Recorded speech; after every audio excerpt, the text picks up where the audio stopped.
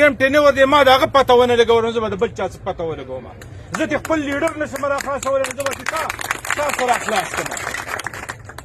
عزیزانو دا ډاکټر اسرار دلته ناستی دی زمونږ دوه امپیګان او یو ایم ان ای زمونږ تقریبا دا یو میاشت وشوله چې موږ ته د دواړو طرفونو دا خبر دی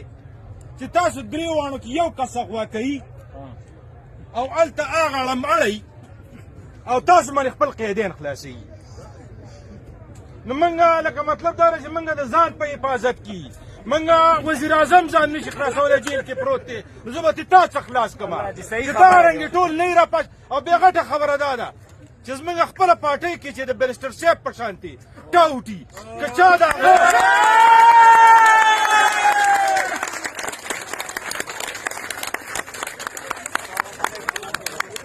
خپله پارټۍ کې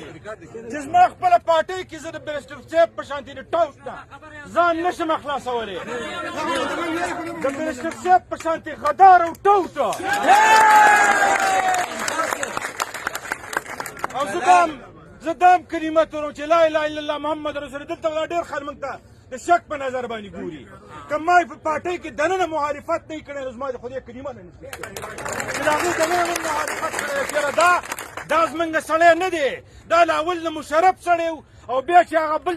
چا ته حواله کړی همدغه طاقتور خلک یو ته حواله کړي او بل یې بل ته حواله کړي او اخره کې موږ ته حواله کړی دی موږ یې ښکاره دا وایي چې دا دغه خلکو سړی دی چا چې زموږ دا خلک پټ کړی دی چا چې اغوا کړی دی چا چې ایم ان ایګانو ته ام پي ایګانو ته دا دمکیانې ورکوي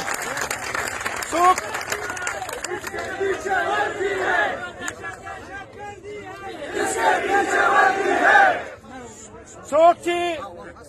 څوک چې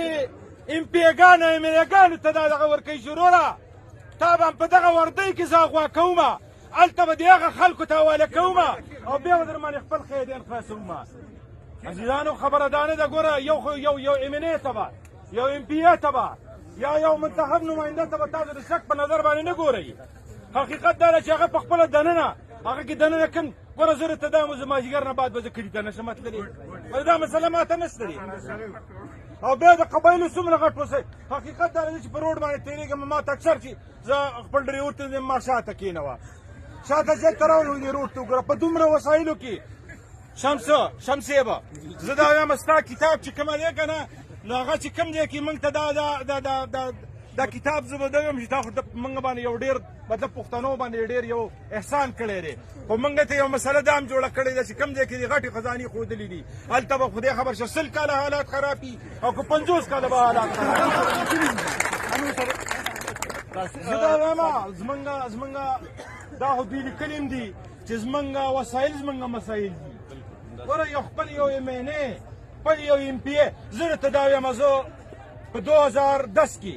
زما کور ته چې یو جنازه راننوته څنګه ډاکټر صاحب وویلی دي زما له تره زوی چې بم کې والوتو زما چې هغې کور ته راننیستو زما والده د هغې کتلو له راتلله هغې ته ټټېک وشو په یو ټیم باندې زما له کوره 2 جنازې ووتلي ولې څوک دې نه دی متاثره کړی ولې دا ایم ان ای سره بل مخلوق دی د بلې دنیا نه راغلی دی یو ام پي ای چې کومه دی ولې دا د بلې دا چې کله دا یو مسله هم ده موږ کې چې یو کس ایم ان ای ام پي ای چې موږ وایو که دا د موږ نه یو بیل مخلوق شو دا د موږ نه بیل مخلوق نه دی چې دې ته کومه مسله ده تا ته کومه مسله ده هغه ماته هم ده نو عزیزانو انشاءالله چې څنګه موږ پارټۍ کې دننه د دې پالیسو مخالفت کړی دی قسم درته خورم نن هم موږ د وزیر اعلی سره ورځ تېره کړله نن هم همدغه ډسکشن موږ چې نن د دې نه دغه سبا به هغه ویل ټول بیا یو ځای وزټ کوو خو زموږ زړه دا دغه نه کوو چې یاره موږ خپلو خلکو سره کینو د پي ټي ایم ملګري راغلي دي زموږ له طرف نه ورته تپوس ترې کولی شئ انشاءالله د ټول نه زیات سپورټ به له موږ ورکړي د دې ګیدرینګ لپاره عزیزانو انشاءالله داسې خبره به نه وي موږ به خپل قوم سره ودرېږو په هره سخته کې به ودرېږو ځکه چې تا ته کومه مسله ده هغه ما ته هم دا مسله ده زه امید لرم انشاءالله چې موږ او تاسو به همدغه رنګې متحد کېږو او زه دا برملا دا خبره کوم چې د ایم ان ای توب او د ام پي ای توب د انسان یو شوق دی الله باندې قسم چې دغه شوق زموږ پوره شوی دی زه دا وایم چې د پي ټي ایم که دې جنډې ته په پښتونخوا باندې اختیار میلاویږي او که نور څه مخلوق راځي خو چې موږ د دې بدامنۍ نه خلاص کړي چې ما ته په یکغوړ کې دا نه وایي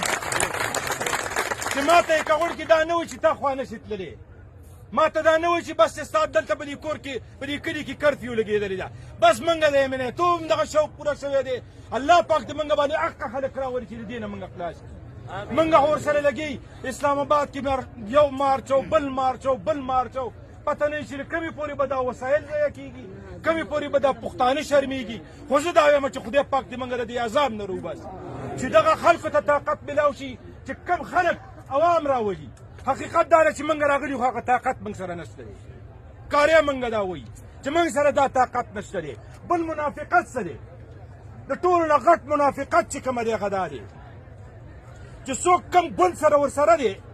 د هغه ګوند که هغه ټیک کوي او که غلط کوي زه اکثر موږ د مومند سیاسي اتحاد حزب کې ملګري اورم